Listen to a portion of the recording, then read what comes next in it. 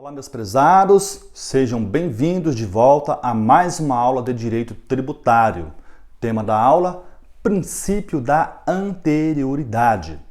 A base normativa do princípio da anterioridade está no artigo 150, inciso 3, alíneas B e C da Constituição da República, na tela.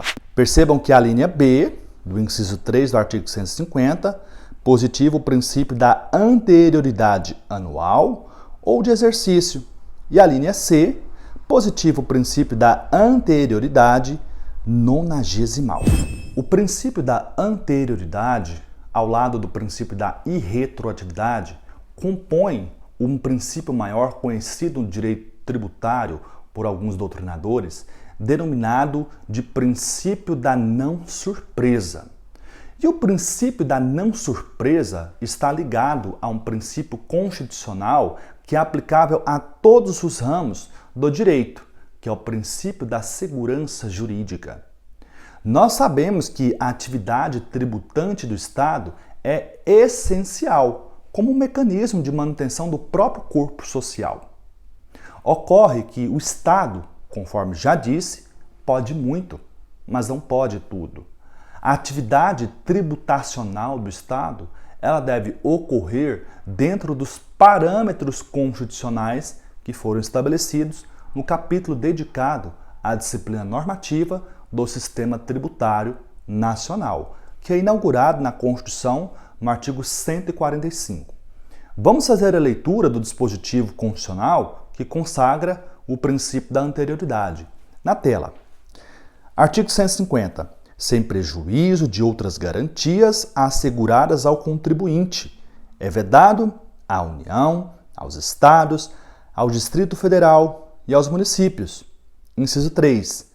Cobrar tributos, a linha B, no mesmo exercício financeiro em que haja sido publicada a lei que os instituiu ou aumentou. Princípio da anterioridade anual ou de exercício. A linha C, antes de decorridos 90 dias da data em que haja sido publicada a lei que os instituiu ou aumentou, observado o disposto na linha B. E aqui o dispositivo consagra o princípio da anterioridade nonagesimal. Já é possível extrair algumas informações importantes. A primeira delas é que, em regra, o princípio da anterioridade anual ou de exercício deve ser interpretado cumulativamente com o princípio da anterioridade nonagesimal. E depois, percebam, o princípio da anterioridade é uma garantia assegurada ao contribuinte contra a sanha arrecadatória do Estado. Não é um princípio que protege o Estado do contribuinte.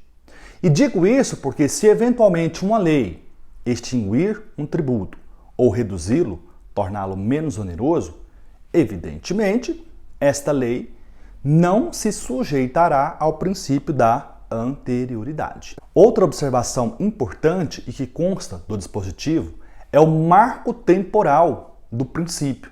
A partir de quando que eu devo obedecer o princípio da anterioridade anual e da anterioridade nonagesimal?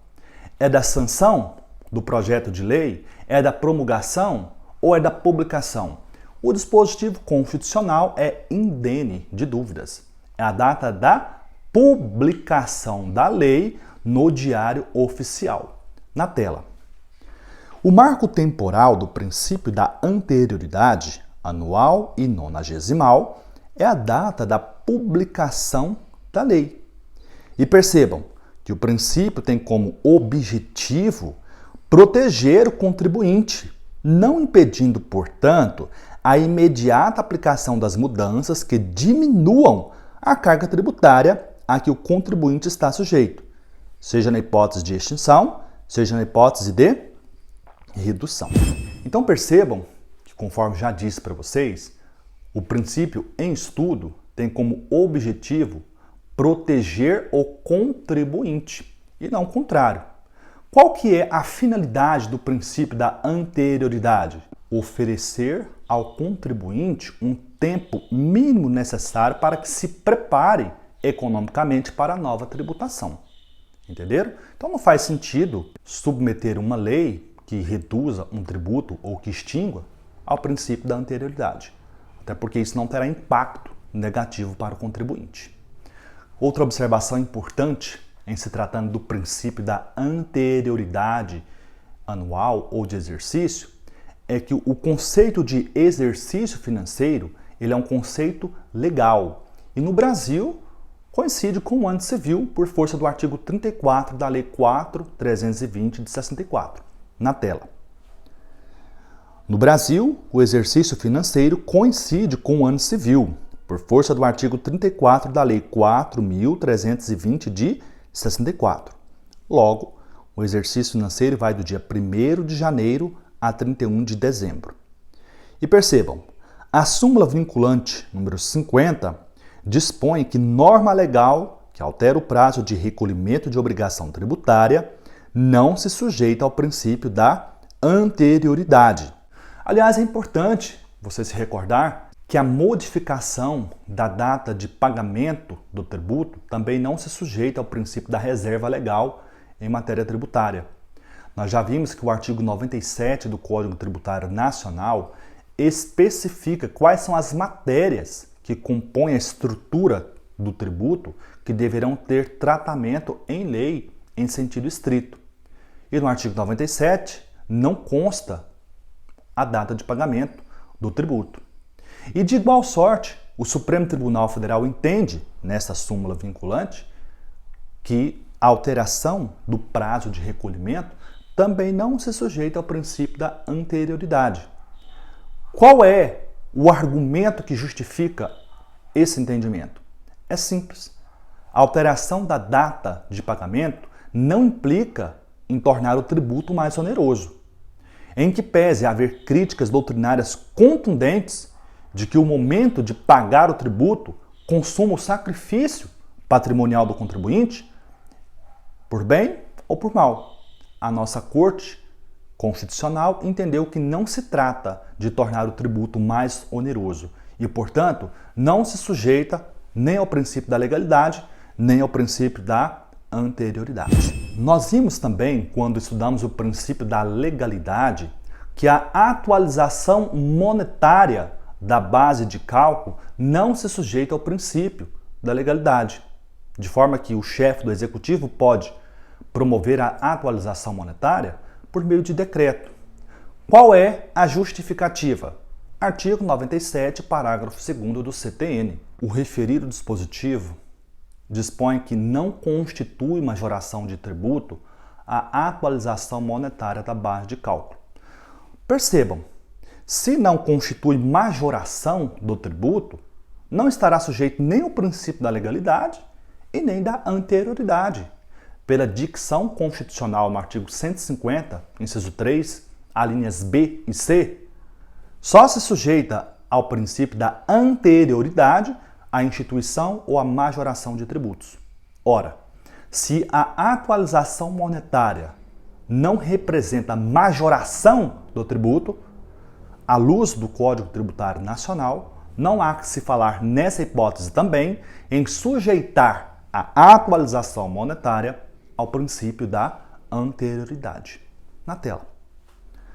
A atualização monetária do valor do tributo ou da sua base de cálculo, por não significar majoração do mesmo, não se sujeita à anterioridade. É um entendimento do Supremo Tribunal Federal desde agosto de 2002. Uma questão que foi debatida na jurisprudência e que ainda suscita divergência doutrinária é a extinção de descontos concedidos pela pontualidade no pagamento de tributos. É muito conhecida essa prática nos municípios, que, estimulando os contribuintes a efetuar o pagamento em uma determinada data, concedem descontos de 10, 20, 30, até 40% no IPTU. A pergunta que se faz é: a extinção da lei que concede desconto por pontualidade no pagamento se sujeita ao princípio da anterioridade? Percebam, a resposta é não. Mas por quê? Simples. A revogação da lei que reduz o desconto ou que extingue este desconto representa majoração do tributo? Em outros termos, a base de cálculo ou a alíquota estão sendo majoradas? Objetivamente, a resposta é não. Então, em não sendo majoração de tributos, a extinção ou a redução do desconto de pontualidade também não se sujeita ao princípio da anterioridade. Vamos ver na tela. A redução ou extinção de desconto de tributo legalmente previsto estão sujeitas ao princípio da anterioridade? Então vamos dar um exemplo para que vocês possam compreender. Supondo que haja uma lei que conceda desconto de 40% para o contribuinte que efetuar o pagamento do IPTU até o 5º dia útil do mês de maio, e que esta lei está em vigor há pelo menos 10 anos. Suponha que em fevereiro de 2018, a Câmara de Vereadores do referido município revogue o desconto. Tal norma poderá ser aplicada na cobrança do IPTU em 2019? Vamos supor que aí no questionamento esteja 2018 e não em 2019, para você compreender. Percebam, durante 10 anos, determinado município concedeu desconto de 40% no IPTU para o pagamento até o 5º dia útil do mês de maio. É o denominado desconto de pontualidade. O fato gerador do IPTU, em regra, ocorre por ficção legal todo dia 1º de janeiro de cada exercício financeiro.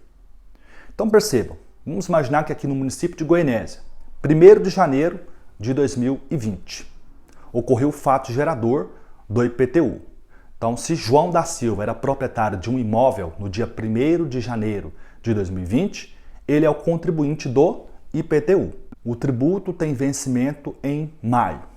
E observem, existe uma lei municipal que concede um desconto de 40% para pagamento até o 5º dia útil do mês de maio.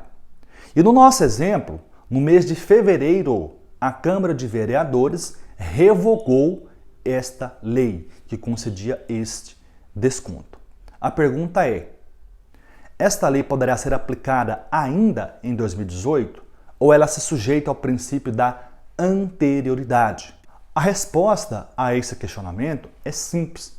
Você precisa verificar se a redução ou a extinção do desconto de pontualidade torna o tributo mais oneroso. E o que significa tornar o tributo mais oneroso? É acrescentar a base de cálculo ou a alíquota. E perceba que nesse exemplo não houve majoração nem da base de cálculo e nem da alíquota. De modo que não podemos falar, nesse exemplo, que houve majoração do tributo. Então qual é a resposta a este questionamento? A resposta é sim.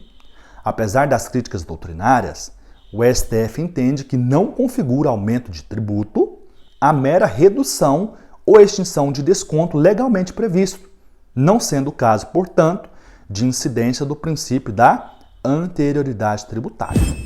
Então percebam, a resposta aqui é sim, porque o questionamento aqui pergunta: tal norma poderá ser aplicada na cobrança do IPTU em 2018? Sim, perfeitamente possível, porque não se trata de tornar o tributo mais oneroso. Mas, a rigor, qual é o conteúdo jurídico normativo do princípio da anterioridade de exercício? Responderemos no próximo bloco. Até lá!